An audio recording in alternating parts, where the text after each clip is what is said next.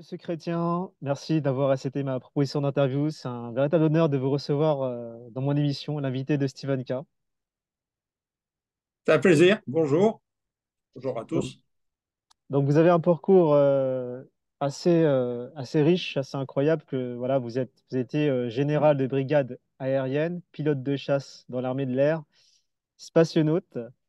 Donc voilà, un parcours, on va dire, haut en couleur. Ma première Alors, question, Monsieur Chrétien, comment est venue l'idée, quels ont été les éléments déclencheurs de votre passion pour être pilote? alors, la passion pour être pilote, elle est née il y a très très longtemps, puisque je suis né aussi il y a très longtemps. Je suis né avant la Deuxième Guerre mondiale, donc j'ai vécu ici en Bretagne, très près du terrain d'aviation de Morlaix, qui était fréquenté à l'époque par la Luftwaffe. Donc, enfant, j'assistais, alors sans bien comprendre, j'étais quand même tout petit, né en 1938, donc j'avais 5 6 ans. Et notre région était sillonnée tous les jours par ces avions qui, euh, qui me fascinaient sans comprendre. Voilà, donc, aussitôt après la guerre, en 1946, donc, je me suis intéressé d'un peu plus près. Je dévorais les livres de l'époque, les livres de Klaus Hermann, le Grand Cirque, et tout ce qui touchait à l'aéronautique. J'ai commencé à voler assez tôt, après avoir fait bien sûr partie d'une équipe de modélisme à l'époque.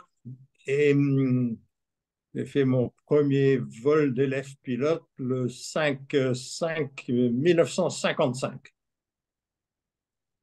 Voilà, donc le début de ma carrière de pilote. L'espace m'a tarabusté dès le vol de Gagarine. Donc le 12 avril 1961, j'étais à l'école de l'air de Salon de Provence. J'avais commencé mon pilotage avec mes collègues, donc notre promotion, 1959. Et dès ce jour-là, j'avais rajouté sur ma liste de souhaits le profession cosmonaute, qui m'a d'ailleurs valu ce surnom pendant de nombreuses années de ma carrière de pilote de chasse, surnommé le cosmonaute. Donc il faut croire que j'étais bien ancré à cette idée-là aussi. Voilà un petit peu l'historique des racines. Ouais, et puis aussi dans l'introduction, j'ai oublié de préciser que vous êtes aussi le premier Français, premier francophone, premier Européen de l'Ouest à être spationaute en 1982 et aussi premier non-russe, non-américain à effectuer une sortie extravéhiculaire dans l'espace. Qu'est-ce que ça fait, Monsieur Chrétien, quelque part un pionnier? Ben, je pense que, je pense que ça est un peu égoïste. C'est le plaisir d'avoir réalisé un- son rêve, un rêve, et, et le regret d'être donc le plus ancien, alors qu'on aimerait être le plus jeune pour juste commencer sa carrière. Donc, je crois que voilà, il y a satisfaction d'un côté, et puis petite mélancolie de l'autre, quand on voit que effectivement euh, on fait partie du passé, non pas de l'avenir. Alors, j'entends beaucoup de choses, de thèses concernant l'espace. D'ailleurs, il y a un film qui va bientôt sortir. Alors, je ne me rappelle plus du titre du film, mais c'est avec Scarlett Johansson, où en gros, scénario, c'est qu'en fait, le fait d'avoir mis les pieds sur la Lune, tout ça a été en fait orchestré, organisé, monté dans un studio hollywoodien. Euh, Confirmez-moi, Monsieur Chrétien, la Terre, elle est plate, elle est ronde. Alors, je vous confirme qu'effectivement, elle est bien ronde. J'en ai fait souvent le tour. Et puis, la, les images des sondes, les images satellites nous confirment non seulement que la Terre est ronde, mais les étoiles sont rondes, notre Soleil est rond. On a maintenant aussi des sondes qui filment notre Soleil. Toutes les planètes du système solaire sont rondes et les télescopes actuels qui permettent d'aller loin dans notre galaxie et puis visiter d'autres galaxies nous confirment aussi que tout ce petit monde est fait de petites boules, de petites sphères qui constituent l'ensemble des composants d'une galaxie, un système d'étoiles et de ses planètes, etc. Donc, on n'a plus aucun doute là-dessus. C'est juste triste, un peu, enfin pour moi, c'est un peu triste de penser que l'on instruit encore des personnes avec cette fausse certitude d'une planète plate. Ça m'attriste, on est au XXIe siècle, on voit beaucoup de choses, on fait beaucoup de choses, et c'est un peu un retour en arrière. Ça nous tire vers le bas, ça nous tire vers le recul, et c'est la négation du progrès, c'est la négation de l'évidence, et ça m'attriste beaucoup. Lors de votre mission franco-soviétique PVH, vous étiez à combien de kilomètres de la Terre? De l'ordre de 400 kilomètres. D'accord. Et comment ça a été cette collaboration avec les Soviétiques? Comment ils étaient avec vous? Alors ça s'est merveilleusement bien passé et j'ai suivi avant d'y aller, bien sûr, les aventures de l'escadron de Normandie-Yémen, de cette première expérience de Français aux côtés des pilotes soviétiques, donc dans d'autres circonstances pendant la Deuxième Guerre mondiale. Et ça a été pour moi, comme pour beaucoup d'autres, une grande inspiration. Nous sommes aperçus, rendus compte, nous avons eu la confirmation de la générosité de ces gens-là. Et ils nous ont tout donné, ils nous ont tout appris. Et grâce à eux, effectivement, on a fait un grand pas. C'était fort heureusement ou pas fort heureusement, c'était notre grande chance d'avoir les traces de ce sillage qui avait été, dont la source était dans les émotions du général de Gaulle. Et c'est un grand remerciement à la fois aux Russes et à l'inspiration du général de Gaulle d'avoir permis d'entretenir cette coopération qui ne s'est pas arrêtée. Alors aujourd'hui, c'est un peu triste, on l'a arrêté, mais il faut savoir, et j'insiste sur ce point, qu'au mois d'août, ça confirme que la coopération continue entre les deux grands de l'espace. Au mois d'août, un équipage de 4 personnes va rejoindre la station spatiale, l'ISS. C'est un équipage américano-russe, 3 astronautes de la NASA, dont un militaire, un colonel de l'US Space Force. Et ils emmènent avec eux un cosmonaute russe, Roscosmos, qui part avec eux pour un vol de 6 mois. Ce n'est pas le premier, et je l'espère, ce n'est pas le dernier. Alors, j'ai vu aussi que vous avez réalisé en orbite 9 expériences scientifiques, notamment dans le domaine de la médecine, la biologie, l'astronomie et l'élaboration des matériaux dans l'espace. J'aimerais bien en savoir un peu plus dans le domaine de la médecine. Alors, dans le domaine de la médecine, nous avions des expériences sur le neurosensoriel, donc l'équilibre en apesanteur, toutes les fonctions associées au neurosensoriel. Deuxième grande expérience, c'était le cardiovasculaire, avec, je pense, pour la première fois dans l'histoire de l'espace habité, un échographe que j'ai emmené à nouveau lors de mon second vol. Donc, un échographe qui permettait d'enregistrer, d'observer les fonctions cardiovasculaires à partir d'une sonde d'échographie. D'accord. Dites-moi, alors peut-être vous n'allez pas me le dire, mais il y a des choses, je sais, qui sont peut-être confidentielles. Par exemple, là actuellement, c'est un peu drôle, je suis en train de discuter avec un spationaute russe. Il est actuellement en orbite, Oleg Kononenko, il s'appelle. Ce sera le premier homme d'ailleurs à bientôt atteindre les 1000 jours dans l'espace. Euh, on dit qu'il a pas droit, en fait. Je lui ai dit, est-ce qu'il pouvait me prendre un selfie? Il m'a dit non, j'ai pas le droit, par exemple, de vous envoyer une photo de l'espace. C'est quoi les interdictions que vous avez, que vous pouvez pas Ah, faire, en fait? alors ça, c'est assez nouveau. Donc, c'est un cosmonaute russe qui est sur l'ISS. Je sais plus dans quel... Mais en tout cas, oui. Peut-être, je pense, oui. Ouais. Et Oleg Kononenko, il s'appelle.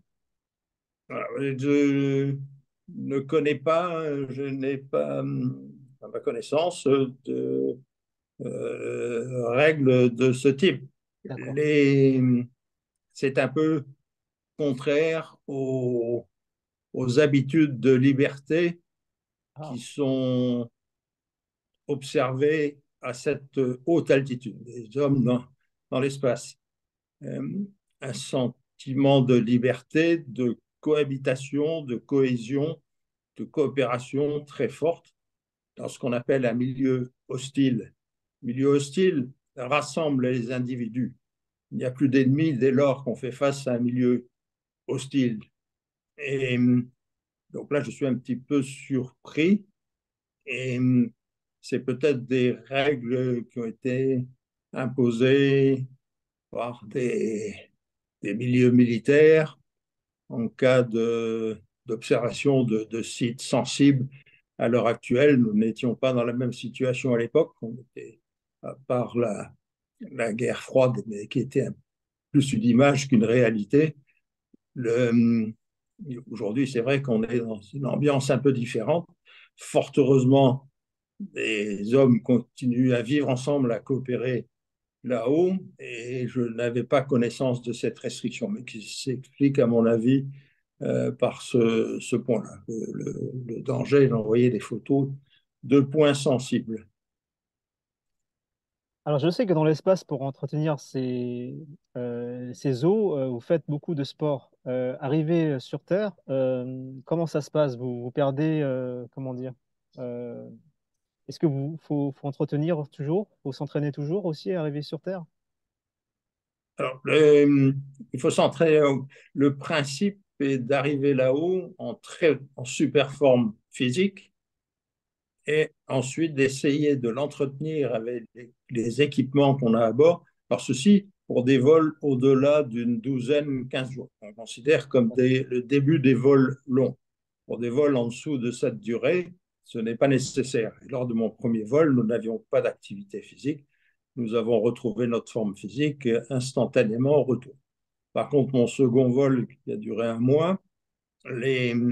là, effectivement, si on ne fait pas d'entraînement physique, on, on peut être mis en fâcheuse posture. Donc, tout le monde fait ce sport qui n'est pas que recommandé, qui est obligatoire, mais obligatoire entre guillemets. C'est-à-dire que c'est notre santé qui nous l'impose. Et moyennant quoi, on revient et on récupère assez vite, même après un vol de un mois et plus, on récupère relativement vite. Ça dépend des individus. Il y a une échelle grosso modo de 1 à 3. Certains individus qui récupèrent très vite, en comparaison de ceux qui récupèrent le moins vite, le coefficient est de l'ordre de 3. D'accord. Vous étiez aussi ingénieur. Une question peut-être par rapport à l'intelligence artificielle. Est-ce que l'intelligence artificielle, vous l'utilisiez déjà ou pas du tout? Et si ce n'est pas le cas, est-ce que vous pensiez que l'intelligence artificielle puisse peut-être améliorer certaines choses dans le domaine spatial? L'intelligence artificielle est effectivement un nouvel outil et un bon outil, sous réserve de l'utiliser consciencieusement. Et c'est la suite de ce que l'on a appelé le big data. Alors là, je vous parle un petit peu en relative connaissance de cause, puisque je reste vice-président pour la recherche et développement d'une société américaine qui travaille pour la NASA. Et l'un de nos domaines, bien sûr, c'est l'utilisation de l'intelligence artificielle et la programmation en s'appuyant sur l'intelligence artificielle, euh, essentiellement dans le domaine médical. Mais je reste convaincu qu'avec des hommes bien formés, l'intelligence artificielle restera un outil. Elle ne pourra pas remplacer des hommes bien formés et avides par leur curiosité, avides de connaissances. Et l'intelligence artificielle restera un outil, un peu, avec un terme qui n'est pas péjoratif, terme qu'on utilisait au début de l'informatique, euh, master and slave, maître esclave. Donc le maître restera l'homme et l'esclave restera l'intelligence artificielle. Et il faut faire en sorte que les outils que l'on développe, effectivement, maintiennent l'outil intelligence artificielle dans son rôle d'esclave et non pas de maître. Le danger est certainement présent. Des applications volontairement malfaisantes peuvent effectivement faire passer l'intelligence artificielle en tête devant le maître vis-à-vis de d'autres organisations. C'est un peu le danger de cette nouvelle application. Bien. Est-ce que vous avez un message, Monsieur Chrétien, pour la jeunesse, celles et ceux qui veulent devenir spationautes, réaliser leurs rêves? Ben, le message est simple. L'espace s'est ouvert donc il y a un peu plus d'un demi-siècle. L'espace est énorme. La troisième dimension est énorme. Elle est théoriquement sans limite. Donc, c'est une possibilité d'exploration fantastique qui s'ouvre à nous, qui s'ouvre à tous, permet d'aller toujours plus loin, toujours plus haut, toujours plus vite. Et les, les débuts pour les jeunes commencent par la curiosité, la volonté de connaître, d'être curieux, d'approfondir ses connaissances au maximum. Ensuite, la performance, être capable de vérifier tous les soirs la capacité de performance de la journée et de pouvoir se poser éventuellement des questions. Est-ce que je n'ai pas été bon dans tel et tel domaine? Et pouvoir s'endormir en ayant élaboré les procédures pour faire mieux le lendemain. Ça amène une troisième considération. L'homme curieux et performant doit avoir un esprit de compétition. Alors, non pas de compétition avec les autres. Mm. La compétition avec les autres, ça se résume pour un astronaute à observer et à comparer et à se dire, effectivement, là, ils ont fait mieux que moi, donc il faut que je m'améliore. Mais le terme compétition s'applique à soi-même, c'est être en compétition avec soi-même.